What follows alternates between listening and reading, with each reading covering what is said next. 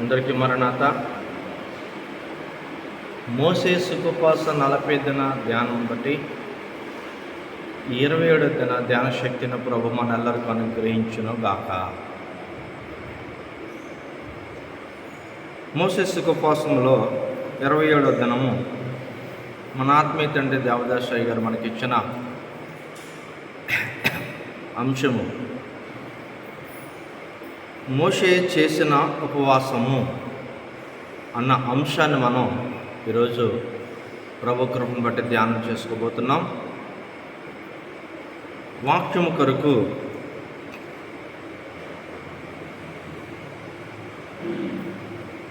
నిర్గమాకాండము 34వ అధ్యాయము 27 నుంచి 35 వరకు చదువుకుందాం.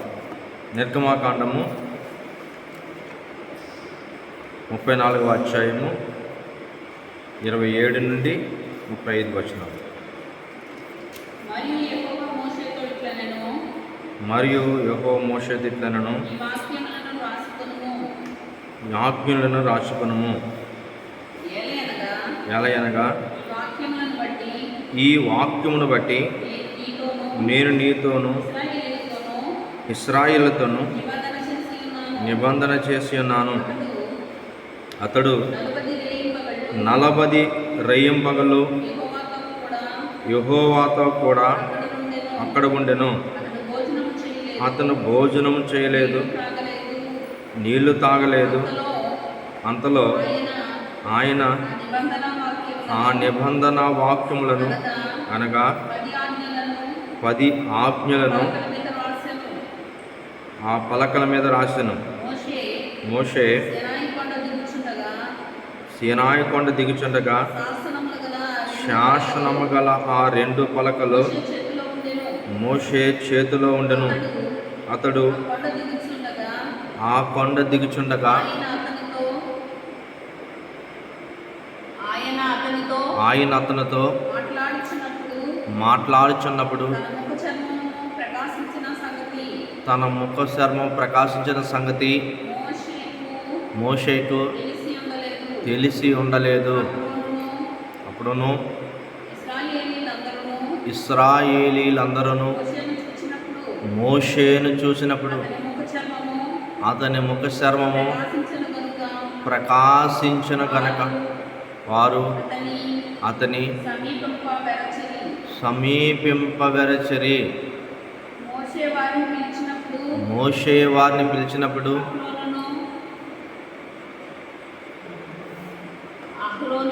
అహరోనును సమాజ ప్రధానులందరూ అతని యొద్దకు తిరిగి వచ్చిరి. మోషే వారితో మాట్లాడెను. అటు తర్వాత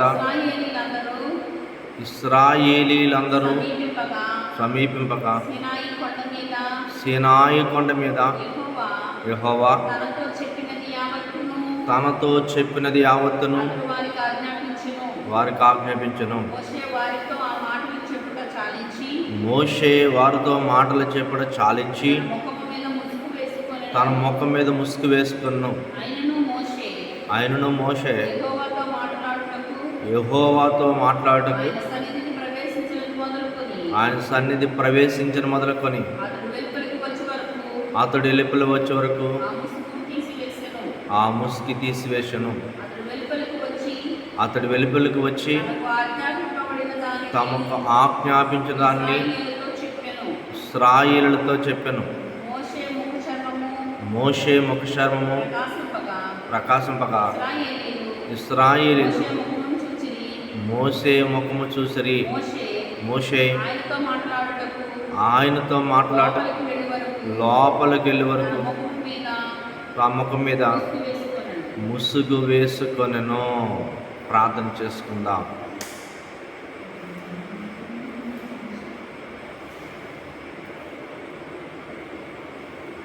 పుట్టవలెయే మోసే వంటి పూర్ణ ప్రవక్త ఎట్టి వారినైనా ఎరుగనట్టి ధర్మముల్ దిట్టముగా స్థాపింప దేవపుత్రుడు పుట్టెన్ గొప్ప బోధకుడాయెను, పుట్టెన్ గొప్ప బోధకుడాయెను.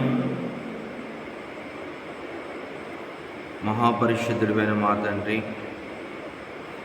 మోసే చేసిన ఉపవాసము తలంచుకొని మేమును నీ సన్నిధిలో కూడుకొని ఉన్నాము. మోషే వంటి మనోనిదానము మాకు లేకపోయినను నీవు కరుణించడం బట్టి ఈ ఏర్పాటున మేము జరిగించుకొనిచున్నాం గనుక నీకు వందనములు. నేటి దినము మోషే ఉపవాసమును మాకు నేర్పించుటకు నీ వాక్యములో నుండి మాతో మాట్లాడమని యేసుకిచ్చిన వాక్శక్తిని బట్టి, దాసుకిచ్చిన వాక్శక్తిని బట్టి ఏడంతల ఆత్మతో వాక్యమును అందించమని త్వరగా పెండ్లి కుమారుడిగా రానయ్యన్న లోకరక్షకుడైన యేసుక్రీస్తు ప్రభువారిని బట్టి యేసునామమున ప్రార్థించుచున్నాము మా పరమ తండ్రి, ఆమేన్. కూర్చుందాం. ఇక్కడ చదవబడిన వాక్యంలో చక్కటి మాటలు దేవుడు మోషే గారికి తెలియజేశారు. 40 దినముల ఉపవాసముతో దేవునితో ఉన్నట్లు మనకు కనపడతా ఉంది. అంతేకాదు మోషే చేసిన ఉపవాసము ఈరోజు అంశంగా మనం ధ్యానం చేయబోతున్నాం. మోషే 2 సార్లు ఉపవాసంలో ఉన్నారు. 2 సార్లు ఉపవాసంలో ఉన్నారు. మొదటి 40 దినముల ఉపవాసము దేవుడు తన పని కొరకు 10 ఆజ్ఞలను అందించుటకు ఆయన చేత ఉపవాసము చేయించినట్లుగా కనబడుతుంది. మరి రెండవసారి ఎందుకు ఉపవాసం ఉన్నారంటే ద్వితీయోపదేశకాండము 9వ అధ్యాయము 18వ వచనంలో మనం చూస్తే ఆయన చేసిన పాపమునకు ప్రాయశ్చిత్తము కొరకు, క్షమాపణ కొరకు ఉపవాసం ఉన్నట్లుగా కనపడతా ఉంది. చదువుకుందాం.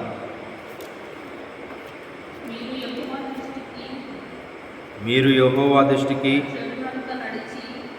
చెడు నడత నడిచి చేసిన మీ సమస్త పాపముల వలన ఆయనకు కోపము పుట్టింపగా చూసి మునుపటి వలె అన్నపానములను మాని 40 పగళ్ళు 40 రాత్రులు నేను యెహోవా సన్నిధిని సాగిలపడితిని.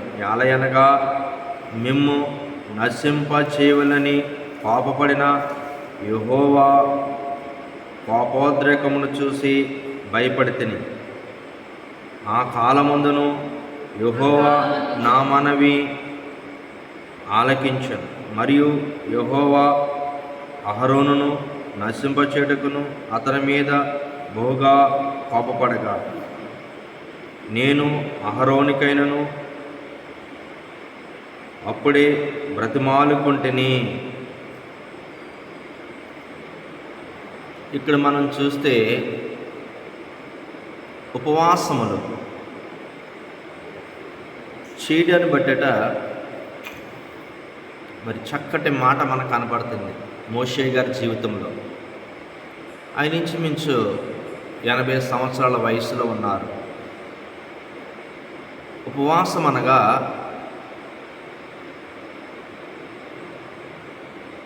సాతానుకు దూరంగా ఉండి సాతాను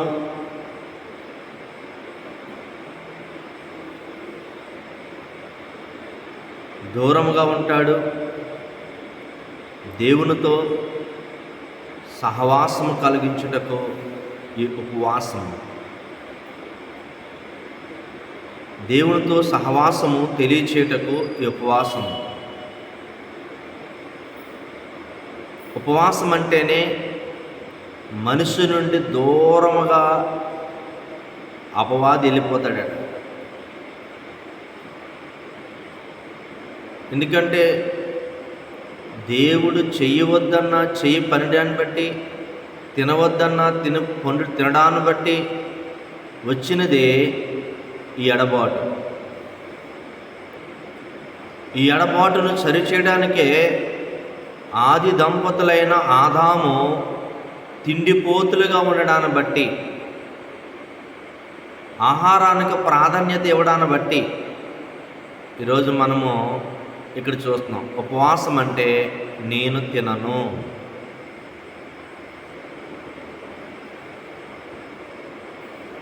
ఇక్కడ దేవుడు మోషే చేత ఉపవాసము చేయించి ఆజ్ఞ అతిక్రమంలో చేసిన వారి కొరకు, ప్రాయశ్చిత్తం కొరకు, దేవుని కోపము చల్లార్చుటకు, దేవుడు వారిని నశింపచేయకుండా ఉండడం కొరకు ఆయన నిర్ణయించుకున్న నిర్ణయము రెండవసారి ఉపవాసము చేయుట మనకు ఇక్కడ కనపడుతుంది. మోషే కొండపై ఉపవాసం ఉన్నాడు, కొండ కిందకు వచ్చి పాపం చేశాడు. ఈయన పాపం చిన్న పాపమే, కానీ అహరోను ఇశ్రాయేలుల పాపం చాలా పెద్ద పాపం చేశారు. ఈయన చేతిలో ఉన్న పలకలను విగ్రహారాధన చూడగానే పగలగొట్టేశాడు.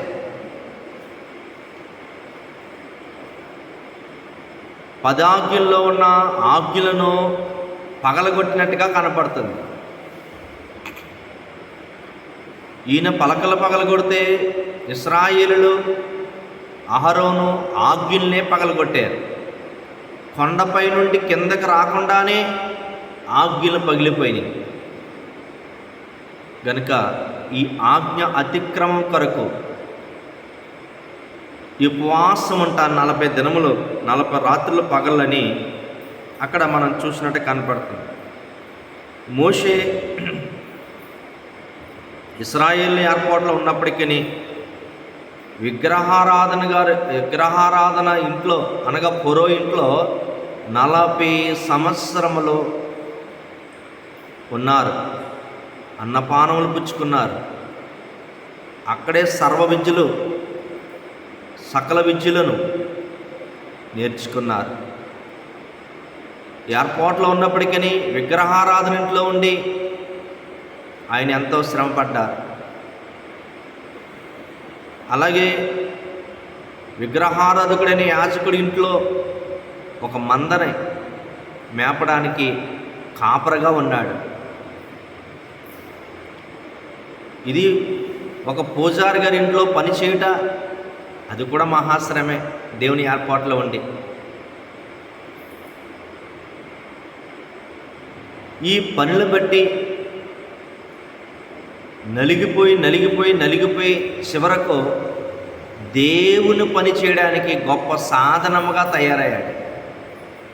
దేవునితో కూర్చోవడానికి, దేవునితో సహవాసం చేయడానికి, సన్నిధిలో 40 దినములు ఉపవాసములో ఉండడానికి ఆయన సిద్ధపడ్డారు. మోసే నలిగి కొత్త మనసు అయినాడు అని దేవదాసాయి గారు. ఏంటి కొత్త మనసు అంటే, ఇంతవరకు మనుషులతో సహవాసం చేశాడు, ఇప్పుడు సృష్టికర్తతో ఉండబోతున్నాడు, సృష్టికర్తతో ఉంటున్నాడు. బైబిల్ గ్రంథంలో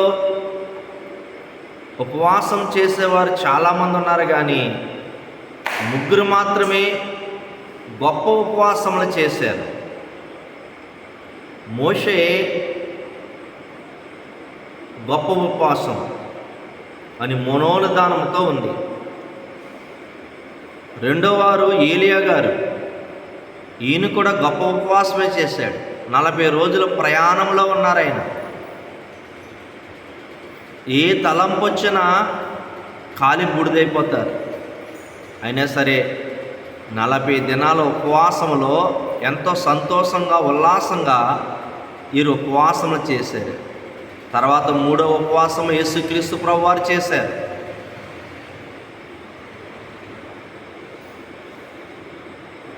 వీళ్ళిద్దరికంటే ఉపవాసం మరీ గొప్ప ఉపవాసం. ప్రతి క్షణము శోధనే. అపవాది శోధించాడు వచ్చి.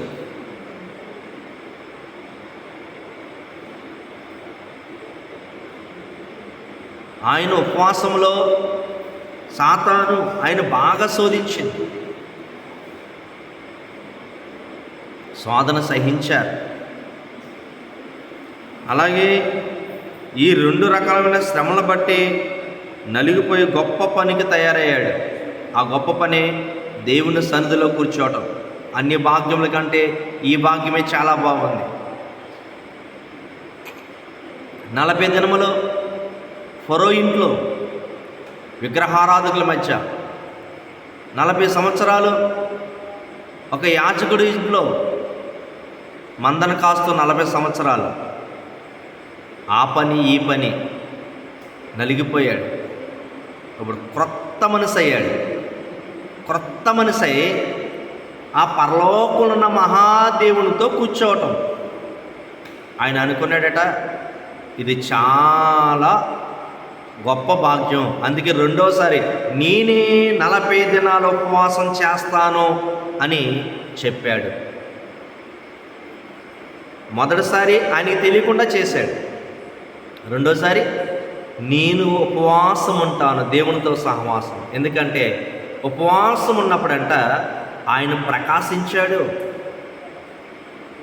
ఆయన మహిమను కనుపరిచాడు. శరీరానికి బలం వచ్చింది, ఆత్మకు బలం వచ్చింది. ఆయన గొప్ప ప్రకాశమానముగా కనపడ్డాడు. ఇశ్రాయేలు ప్రజలు అన్నారు, అబ్బా నీ వెలుగు చూడలేకపోతున్నావు, నీ ప్రకాశం చూడలేకపోతున్నావు, నువ్వు ముసుకేసుకో అన్నారు. సన్నిధి పనులంట లోకం చూడలేదు. సన్నిధి పనులంట లోకము మాట్లాడలేదు. మోషే ఈ ఉపవాసముల వల్ల ఎంతో చక్కగా మాట్లాడుతున్నారు. అయ్యా ఇదిగో శరీరానికి బలము, ఆత్మకు బలము. ఉపవాసం అంటే సాతాను దూరంగా ఉంటాడు, దేవునికి దగ్గరగా ఉంటాం, దేవునితో సహవాసం చేస్తాం. కనుక మేము తెలుసో తెలియక పాపం చేస్తాం, ఆ పాపానికి ప్రాయశ్చిత్తం చేయి ప్రభువా. ఇదిగో మరొకసారి 40 దినాల ఉపవాసం ఉంటాను, మీరు చెప్పండి, నేను 10 ఆజ్ఞలు రాసుకుంటాను, నేనే పలకలు తయారు చేసుకుని వస్తాను అని అక్కడికి వచ్చాను. దేవుడు ఎంత చక్కటి జవాబు ఇస్తున్నాడు. మనిషి ఒకసారి అడిగితే 2సార్లు కోపం వస్తుంది, తిడతారు. దేవదాసయ్య గారు ఈ ఉపవాసం ఎలా చేయగలుగుతున్నాడు ప్రభు అంటే ఆయన ఒకటే అనుకున్నాడు, నేను దేవుని ఏర్పాటులో ఉన్నాను గనుక నేను దేవుని దృష్టిలో ఉన్నాను, నాకేం కాదు అనుకుని దేవునితో సహవాసం అని చేశారు. ఇప్పుడైనా సరే ఎవరైనా నేను దేవుని చిత్తంలో ఉన్నాను అనుకుంటే ఆయన వాడుకుంటారు, బలంగా వాడుకుంటారు.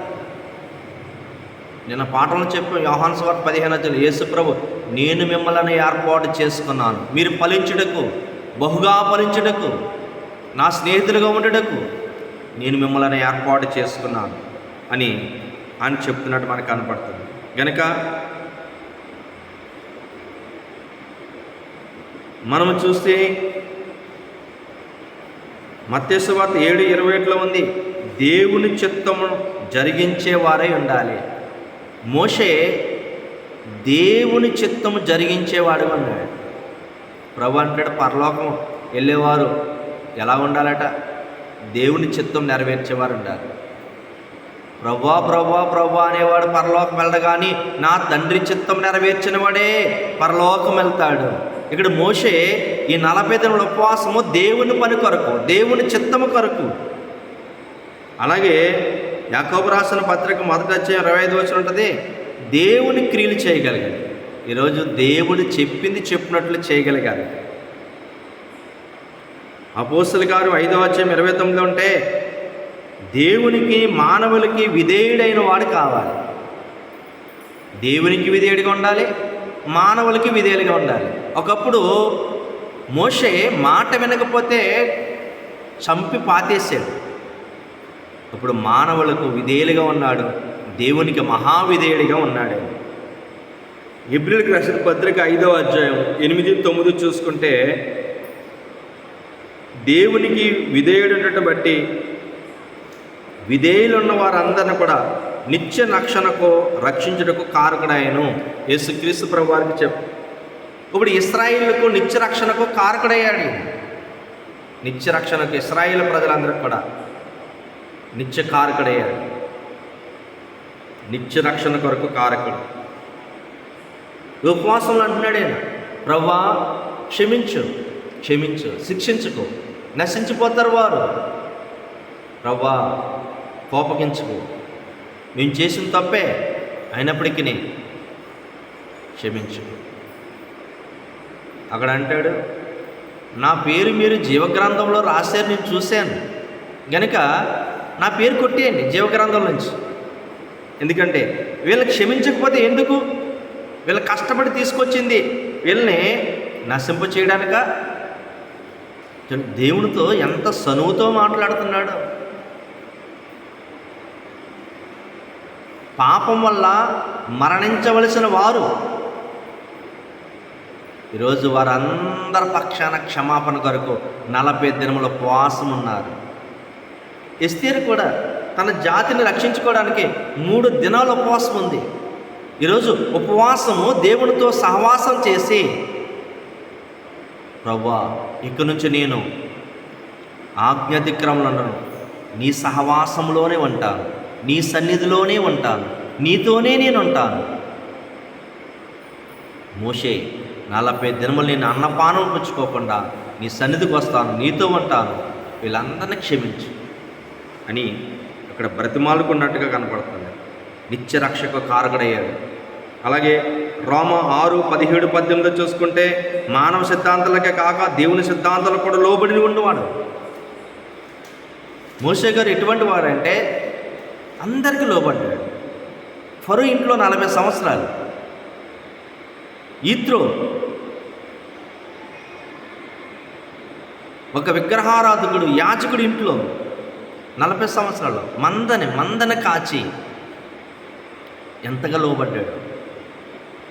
అలాగే 40 సంవత్సరాలు ఇశ్రాయేలు ప్రజల కొరకు ఎంతగానో తగ్గించుకున్నాడు. మనుషులకి, దేవునికి, వారి సిద్ధాంతాలకి లోబడి ఉన్న వ్యక్తి. ఈత్రో సలహా ఇస్తే సలహా తీసుకున్నాడు, పాటించాడు. అలాగే మనం చూస్తే రోమీయులకు రాసిన పత్రిక 16వ అధ్యాయం 26వ వచనం, నిత్య దేవుని ఆజ్ఞలను సువార్తను ప్రకటించుకు స్థిరపరచబడిన వాడు శక్తిమంతుడు, ఐగుప్తు నుండి తరతరములకు మహిమ కలిగినట్లు మహా అద్భుత కార్యాలు చేశాడు.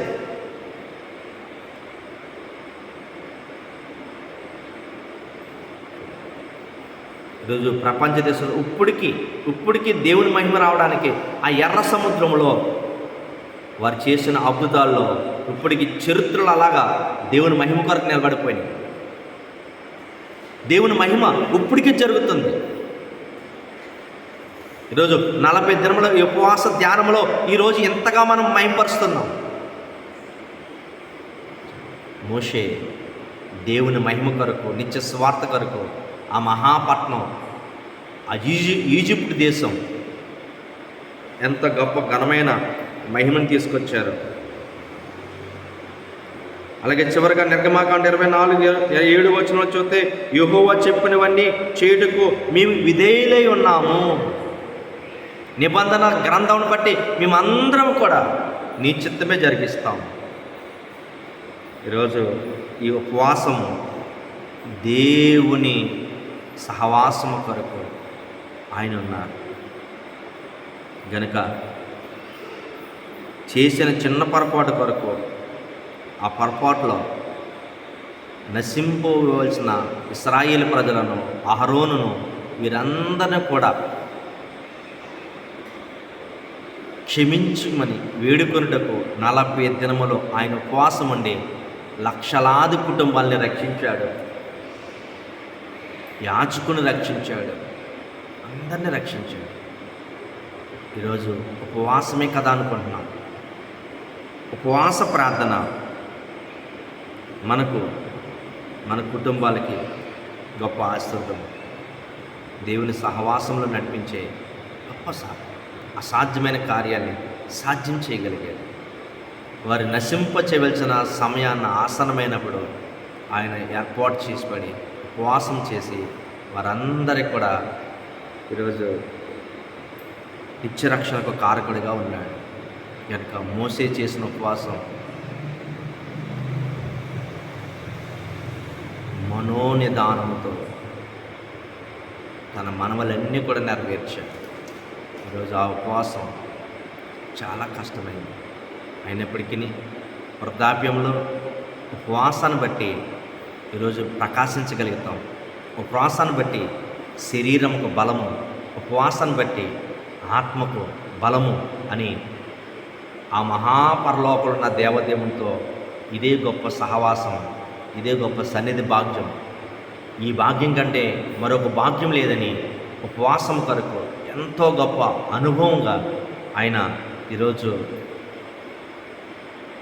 ఈ నిబంధన గ్రంథంలో ఇశ్రాయేలు పక్షాన ఆయన చేసి అనేకులకు మరి దేవుని మహిమను చూపించిన వారిగా ఉన్నారు. కనుక ప్రభు మహాకృపను బట్టి ఈ 40 దినముల ఈ ఉపవాసరతను బట్టి మోషే గారికి ఇచ్చిన ఆ మహాభాగ్యమును, ఇశ్రాయేలుకి ఇచ్చిన దైవ ఆశీర్వాదమును ప్రభు మన ఎల్లరా అందరికీ దయచేయును గాక. ఆమేన్. ప్రార్థన చేసుకుందాం.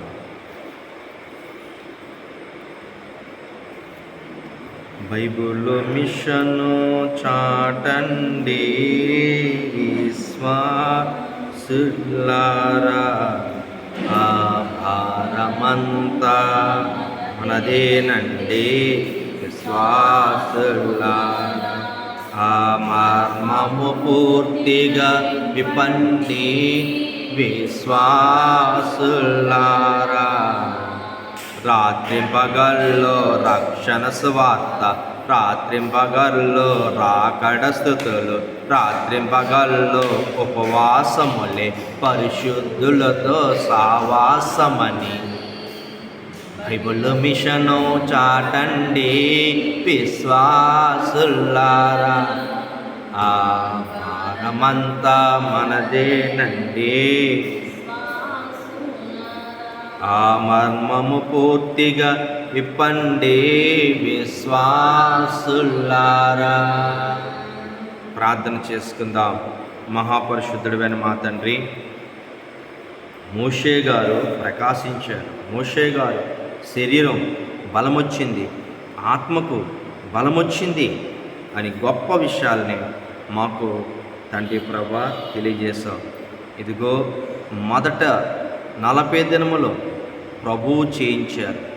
రెండవసారి 40 దినములు చేసిన పాపమును బట్టి తండ్రి కొండపై ఉపవాసము, కొండ కింద పాపము చేయుట.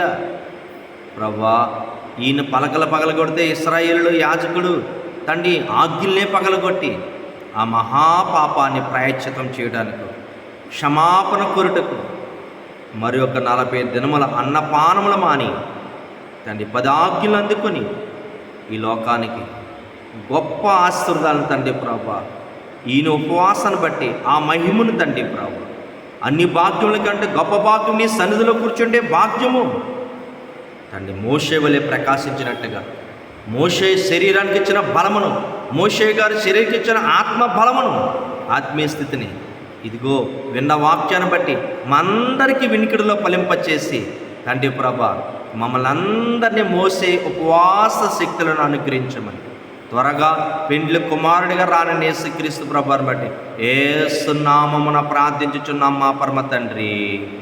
ఆమేన్.